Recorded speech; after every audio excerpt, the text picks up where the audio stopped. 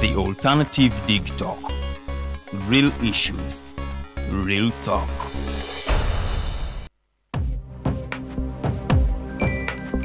Go to the church, Tawali man, what's up? Man, can you imagine people just dump everywhere? Someone drinks water and throws the bottle wherever. Come on, Rogers. What else do you expect people to do with an empty bottle? Simanya now, do you know that plastics take at least 450 years to decompose?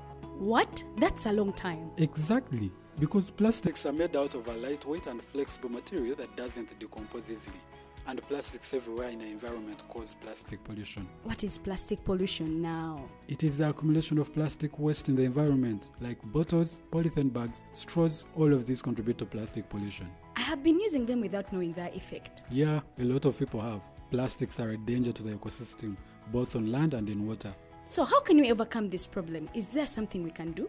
Oh yes, we can reduce by minimizing the use of plastics, reuse by repurposing them, or recycle by collecting and processing them into new products. Everyone wants to change the world, but no one wants to change themselves for the world. How about we change our habits for the world? And it starts with me and you. This message is brought to you by Alternative Digital. Hi, welcome to the Political Dice. Empishi ebyobufuzi. It's controversial, Kiwali political, well researched, accurate and global. Oyagala bya parliament oba council. Yes, state house oba ghetto. Ani ayuga ku ground. Ani gwe babuze. Okimanyi nga Dr. Kiza Besigye aleesa amaanyi. Olwofadda bafutoli abateesemu obuvaazi. Oba yo DP eri kuki? Olwojema. Bano ba MKCG bo baddawa. Abo bafuna CDF bamala tebabanja. Olwo baba ate bange bali kuki? Abo bo akina kulabisa simayanga posturing tebabiri bali mu structure building. Naye ate ono ye. Ani oyo oba? Ye ali kuki? Oyo tumuleketa gamwanyiga mawu. Ebyo byonna birindira n'okudda Political Dice ku the Alternative Dig Talk nange Teddy Tenjo ewamu ne Farida Bikobere buli lwa Sunday essaawa 2.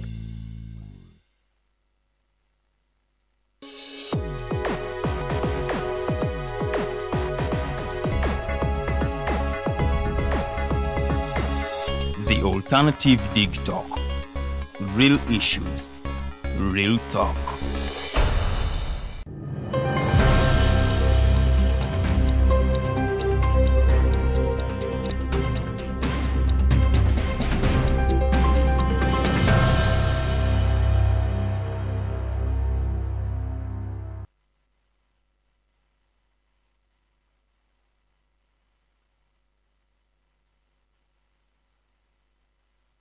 Olwaleero ennaku z'omwezi 7 omwezi tuli mu Gwakutaano omwaka 2024 mwebale kubanga mutweyunzeeko amakya g'olunaku olwaleero eddakiika ziri 10 ezakayita ku ssaawa 2 gwakedde okubanga onoonya ekiguli amagala eddiba twagala okubanga tukwagaliza olunaku olulungi naawe akyali waka ng'okyali mu kwetegeka mba nkujjukiza okusambyasambyako kubanga akaseera ko tekatulinze ennaku zino kadde kadduka nnyo era obudde bututwala kantindiggwa mu mbeera eyo wetaaga obenga okola okusalawo nga kulungamiziddwa bulungi naye ate nga okusalawo okugenda kubanga kukuyamba maaso eyo era kyetuva tubeera nga tujja wano buli lunaku okuba nga tugezaako okuwulira amawulire because tusuubira oba tumanyi nti omuntu alina okumanya oba amanyi ekigenda mu maaso naddala mu bintu ebimwetoolodde aba asobola okukola okusalawo nga kulungi nnyo era nga tekugenda kubanga kumuleetera kyewaliise the bizarre effects oba ebinaavaamu nga si birungi nnyo. Amanya nze Edgar Mathew Karuhanga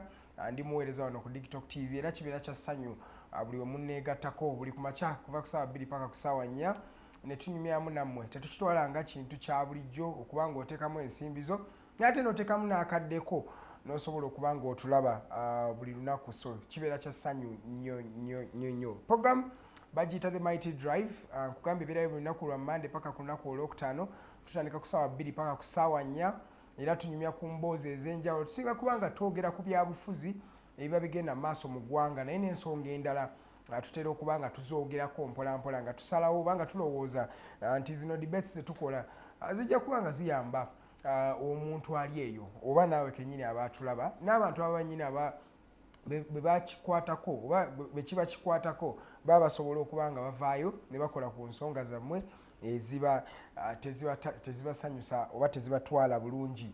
Olunaku olwayo tulina omwami bamuyita Namakajjo Derek Frederick ono nno nga chairperson wali ku team Kyamundu naddala mu Jema naye ate ngera yakulembera kyewaliise ebyamateeka ye legal secretary wali mu kibiina ekya Jema. Jema eno ebaddemu naye emigozoobano naddala egibadde mu bibiina by'ebifuzi eby'enjawulo okutandikira ku FDC ojjukira ekiriyo NUP kati olaba ekiriyo ekigenda mu maaso byatandikira wali mu DP kati nno ne mu Jema oba Justice Forum ensangi zino ekibiina ekyo nakyo kifunyeemu obuzibu obwo. So tugenda kuba twogera ku nsonga eyo yennyini evudde ku ki enjawukana zino zitegeeza ki eri opposition ate bo nga abajema ki ekiddako eri political party eno gyobadde olowooza nti ebadde ekyasigadde intact teri muntu abadde ali mu kujja affectinga here and there naye obuzibu buwazze. So how do we solve this particular challenge ate ne root cause yayo kivudde ku kiko yennyini okubanga bali mu mbeera eno yennyini naye nga tutulaba kubanga tunyumya ku mboozi ezo muzikirize ngendeko mu mawulire agagenda maaso mu ggwanga agabadde gye mutabadde tantandikireko wano mu ggwanga lya Uganda nga twetegekera okubala abantu okugenda kubanga kugenda mu maaso kutandika nnaku z'omwezi 10 ye Friday eno yennyini bagenda kubanga batalaga ebitundu ebyenjawulo eby'eggwanga lino nga bagezaako okubanga babala abantu abali mu ggwanga. Population census eno oba okubala kuno kubeerayo buli myaka 10 era gavumenti etwala obudde bwayo okubanga enoonyereza ku bantu baayo ki ekigenda mu maaso mu bulamu bwabwe ennyingiza yaabwe eri etya livelihood ziri zitya family erina abantu bameka nga kino kigenda kubanga kiyamba gavumenti okubanga baplaningira bulungi abantu baabwe. Gavumenti evuddeyo nekakasa nti okubala abantu kugenda mu maaso naye obuzibu obuliwo wonaaba weewaze okubanga obalibwa guno nno gujja kubeera musango era ojja okubanga omala mu kkomera emyezi 6. So gavumenti egambye buli muntu oba buli muntu ng'omanyi oli munnayuganda ate obeera mu ggwanga lino oli wakubalibwa era kutandika ku lunaku olwokutaano baatutegeeza nti egenda kubeera public holiday buli muntu agenda kubanga asigala ewaka basobole okubanga bamubaliraawo. Teams ez'enjawulo zigenda kubanga zitalaga ebitundu ebyenjawulo ng'era bajja buli family nga babuuza ku biki byennyini by'okola mulimu ki gw'okola mulimu bantu bameka oli mufumbo toli mufumbo ebintu bwebityo nga bigenda kubanga biyamba okuupdatinga kyewaliise register y'abannayuganda wano basembayo okutubala twali miliyoni ndoza 38 nga zigenda mu 4 naye twogera kati estimation eraga nti kirabika tuli mu miliyoni 45 naye tugenda kuba byonna nga tubikonfaminga okutandika ku lunaku olwokutaano lwa sabiiti eno. So tosubwa okubanga bakubala mu mbeera eyo yennyini. Tugendeko wali ku immigration oba Ministry of Internal Affairs bavuddeyo ne bateekta kyewaliise okulungamya eri abo abantu abali mu diaspora oba abali wabweru wa Uganda nga bagezaako okubanga replacinga passports zaabwe. Mu bino waliwo passport ezibeera nga zaggwako eby'emyaka 10 nga jaggwako nga beetaaga okubanga badda mu ggwanga basobole okubanga bagiddamu replacinga. Ennaku eziwedde badde bakolanga replacement ku embassies oba era bazita embassies za Uganda naddala mu mawanga ag'enjawulo nga bagendayo oba ku bitebe ebyo ebyabannayuganda ne basobola okubanga bakola passport registration. Kati mu tteeka epya buli muntu ali mu diaspora mukwano gyange abali wabweru w'eggwanga naddala mu mawanga ag'enjawulo eyo Europe, Asia, Middle East Africa mujja kubanga mwetaagisa okudda ku butaka wano e Uganda mu Kampala okusobola okubanga oreplacinga passport yo. Abana ba immigration bagamba kino bakikoze okubanga bayamba okuinvestigatinga naddala abantu abamu abavudde mu Uganda muno nga bavudde mu mbeera etali nnungi oba mu mbeera etali y'amateeka. Mukimanyi bantu bangi abafulumya Uganda nga afulumira ku asylum oluusi afulumira ku biwandiiko ebitali bituufu oluusi ayise mu borders waliise porous borders naye ng'ajja kwetaaga okureplacinga passport ye naddala ng'emyaka 10 giwedde. So immigration egenda kuba yeetaagisa omuntu ono okudda wano ku butaka e Kampala basobole okubanga bamunoonyerezaako bulungi asobole okubanga replacinga passport ye mu mbeera eyo. So nalabyeko omwami Kakwenza Lukira Abaseija omwami yatera nnyo okubanga atulaba wano era njagala okubanga muyozayezo obanga mubuuzaako mu mbeera eyo. Yabadde agezaako okugenda wali mu consulate mu Berlin mu ggwanga lya Germany okubanga asobola okureplacinga passport ye. Ndowooza kati amawulire yagaguddeko ojja kwetaagisibwa ssebo okudda wano e Kampala okusobola okubanga okola ku passport yo empya mu mbeera eyo yennyini. So mwabali obweru w'eggwanga ke kaseera musobole okubanga mudda ku butaka okubanga mukola passport replacement. Ziri 17 ezakayita ku ssaawa 2 ez'okumakya. Nabagambye olunaku olwaleero tulina omwami Namakajjo Frederick Cedric, omwami ono ng'ava wali mu kibiina ekya Jema Justice Forum, era tugenda kuba twogera ku migozo bano oba mu njawukana eziri mu kulya ekibiina ekyo eky'ebyobufuzi. Ate kitegeeza ki eri bannayuganda naddala abadde baagala obwenkanya. Ate nga tugenda mu 2026 ekibuuzo kyenkubuuza tugenda kubanga tuyimiridde tutya bannayuganda, naye ate nga opposition ya Uganda eno esigaddewa naddala mu kaseera nga it's on a downward trend mu lulimi Olungereza nti eri mu kukka busi, opposition ya Uganda eri mu kukka busi. So how best can we solve these particular challenges? Tugendeko mu mawulire malala ndoza babiri ku mikutu egy'enjawulo gimukwanira wala Facebook, Twitter oba X. Mwina ka video ke mwalabye ak'omwana omu naddala ku ssomero eryo erya Elite School we yabadde nga atuuka ku prom party ng'ali mu helicopter. Abatamanyi prom party ekikibu nonno bubeera obubaga obukolebwa bwe bakolera abaana b'omu ssomero naddala ba candidates oba abaana banaatera okubanga bamaliriza ebibuuzo byabwe oba okumaliriza secondary. Batera nnyo okubakolera akapate mpolampola okubanga babayozaayoza okusanyuka. Mu mbeera eno abaana ab'enjawulo bajja nga bambadde bulungi amasuuti, abakyala nga bali mu dresses ez'enjawulo okujja okuba nga basanyusa omukolo. Ensangi zino wajjawo nno n'ebintu by'okuba ng'ojja nga weevuga mu mmotoka okuba nga olaga ku kyewaliise sappe mu lulimi olufuutifuuti. Kati nno ku Elite School kyabadde kyanjawulo. Omwana omu omuvubuka yajjidde mu chopper mu helicopter mu yajjidde najja mu mbeera gyewaligambye mu luzungu ya opulence oba eswaga oba kyewaliise vibe. Yazze ne helicopter mu mbeera eyo. Oluvannyuma lw'okujja kino nno kyayogezza abantu bangi obwama, abantu bangi boogedde bingi ku mikutu gino egy'enjawulo, era ekyaleetedde ne minisita owa higher education omwami John Chrysostom Muyingo yavuddeyo n'alaga obutali bumatuvu bwe eri enkola eno. Ekisooka yagambye kino kibeera kyakulabirako kibi okuva eri omuzadde okubanga omwana omuleetera mu chopa ye anaaba alowooza ki, era n'agamba lino essomero nno n'omwana ono balina okuba nga bamunoonyerezaako ku mbeera eno. In fact n'okurethinkinga the whole idea of prom, nti prom eno yeetaagibwa kubanga abaana abamu batandise okuba nga bajjira mu choppers mu mbeera eyo yennyini, omwana anaaba anaasomera ki. Kati nno amawulire ge twafunye okuva mu famire eyo nti omwami taata we omwana ono taata we yamu kyataringidde plane eno oba helicopter eno mu mbeera eyo, naye ng'agamba omwana we yadde ayagala asanyuke ng'amaliriza okusoma kwe. Naye ate ekyebuuzibwa glitz and glam eno gye tulaba abaana bajjira mu mamotoka ndoza mugalaba ga Range Rover Sport, abaana banaaba banaasobola okuddamu basome. Kyekibuuzo ekiri ku mimwa gy'abannayuganda ab'enjawulo. Era ne Minisita John Chrysostom Muyingo y'ensonga gy'abadde asinga okuba ng'asimbako amakanda nti omwana anaasoma atya naddala nga atandise okuba nga alaba amasappe ng'akyali muvubuka. Ndowooza mulaba emmotoka ezo zonna si bantu bakulu, baana bavubuka, baana ba ssomero, high school si naba university, naye beebo abali kuba nga bajooga mu lulimi lwaffe lutera okuba nga twogera olw'abavubuka. So byebyo ebiri mu sayidi zeeyo. Ndowooza nga tumaliriza twogere ku mbeera ennaku zino. Waliwo survey oba okunoonyereza okukakasiza nti ensangi zino waliwo ekizibu kya infertility oba abantu abamu okuba nga tebasobola kuba nga bazaala baana. Infertility rates globally sina wano wokka mu Uganda.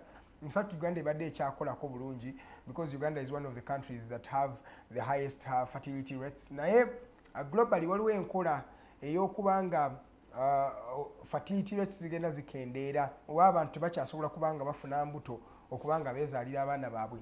Mu mawanga nga China oba osobodde okuba nga onoonyerezaako eyo batandika n'okukola enkola ya dolls naddala baby dolls nga ziri really like people, nga kino bakikola okuba nga kiyamba abantu beeyo okuba nga balekeraawo okubeera so lonely.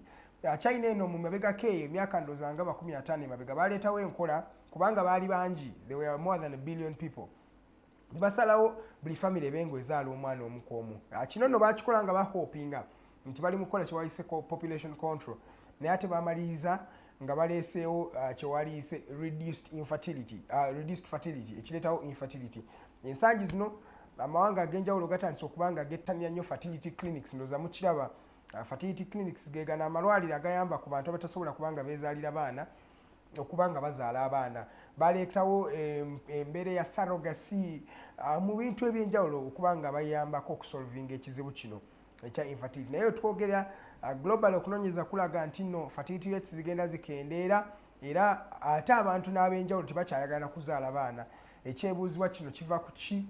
Ate twagala twebuuze nti what is going to be the effect of such a thing, nti ki ekinaaba kiddako oluvannyuma lwa fertility rates zino okukendeera mu mbeera eno. Kati nno mu mawanga nga Norway bali mu experiencing amawanga nga Sweden, Finland, ezo wali Scandinavian countries fertility rates zikendedde nnyo ekireetedde n'abantu abamu okurelocatinga okugenda mu mawanga amalala okubanga basobola okutandika famire zaabwe eyo.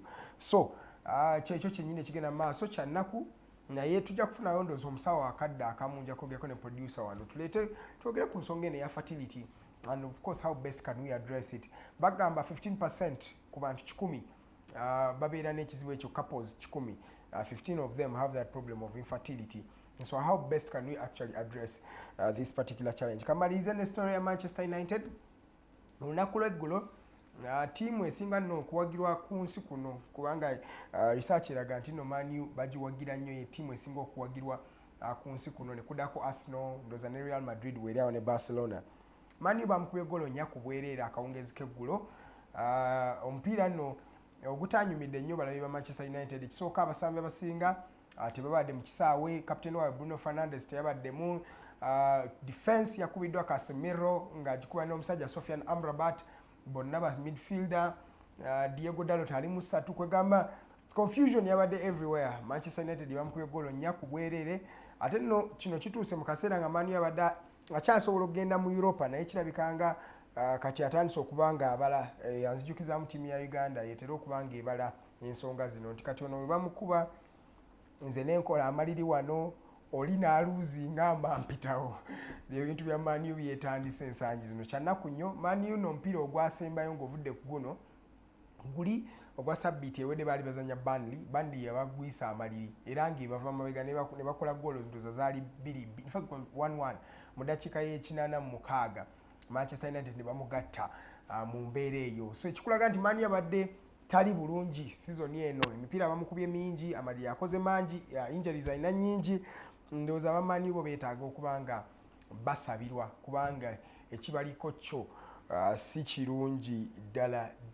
Nga tumaliriza bannange olunaku lw'eggulo Katikkiro Charles Peter Mayiga yavuddeyo n'akakasa Obuganda nti Kabaka tali mu ggwanga, ali mu kubanga afuna bujjanjabi era n'agamba nti abasawo kasita banaasalawo nti Kabaka asobola okubanga adda ku butaka Obuganda bujja kubanga bumulaba. So bingi ebibadde byogerwa nti Kabaka baaliwa era nga TikTok simuziraba, mulaba tweets awo ku mukutu ogwa X ng'abantu babuuza Kabaka waabwe aliwa. Nalabako ne omwami Robert Kyagulanyi Ssentamu ng'akomentinga ku nsonga zino. So Charles Peter Mayiga yavuddeyo n'akakasa Obuganda nti Kabaka gy'ali ali mu kubanga afuna bujjanjabi, ali bulungi era abasawo kasita banaamukkiriza okubanga Obuganda bumulabako era naye bajja kubanga bamulaba mu mbeera. Ate naye n'agamba nti nemwogera tewali kimuvaako era abantu bamwogeredde bingi naye ye waali okubanga aweereza Obuganda. Yakoseza analogy y'ettaayi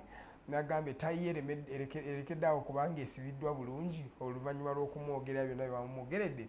Era n'ekibuuzo kiri nti oba ekigambo kiri nti tewali omwami akyali bulungi era akyaweereza Obuganda. Nno Charles Peter Mayiga guno omwaka agenda kubanga aweza emyaka 11 bukyanga atandika okubanga ayambako okubanga alamula Obuganda wali ewa Kabaka Ronald Muwenda Mutebi. So twagala okubanga tumuyozaayoza nga TikTok TV okuweza emyaka 11 ng'oweereza Obuganda kibeera kintu kya kitiibwa nnyo era alijjukirwa mu byafaayo. Mu myaka 11 bingi byakoze era ne controversies nyingi ezibaddewo, naye ng'ate ye mwami gw'osobola okugamba nti Obuganda alina waabututte. Mu time ye tulabye zi BBS, tulabye nga Masengere ngaggwa, tulabye nga there is something that really Katikkiro Charles Peter Mayiga kyakozeewo mu myaka gye gino 11 ng'ayambako Kabaka okubanga alamula Obuganda mu mbeera eyo. Bannange nze Edgar Mathew Karuhanga, ziri 27 ezakayita ku ssaawa 2 ez'okumakya. Let's go for a short commercial break. Wenkomawo omwami Namakajjo Cedric waali yatuuse dda tugenda kuba tunyumya ku nsonga ezigenda maaso mu Justice Forum mu Jema era nkusaba oweereze message yo ku Digital TV ku Facebook ku The Alternative Uganda kwe tuli ku Twitter wonna gye tuli osobola okuba ng'otuuliza message nja kuba nga nsoma nga we tugenda maaso ne programu eyo temwerabira nti wiiki eno nno tulinayo akapya the political dice egenda kuba ng'ejja ku lunaku lwa Sunday ku ssaawa 2 zennyini ez'olweggulo temugisubwa omukyala Teddy Tenjo Nabukeera n'omukyala Farida Bikobere we bali okuba nga bakubuulira ku ngeri ebigenda mu maaso mu politics but in rather a witty way. How do we bring fun to the political spectrum? How do we bring people back to the political programs? Because these days you realize Ugandans are not really into politics. So abantu babyesonyiwa kati twagala okuba nga tukaleetamu humor nga tuleetamu ku ssanyu naye nga twogera ku nsonga ezizimba eggwanga lino. Nze Edgar Mathew Karuhanga. Let's go for a short commercial break.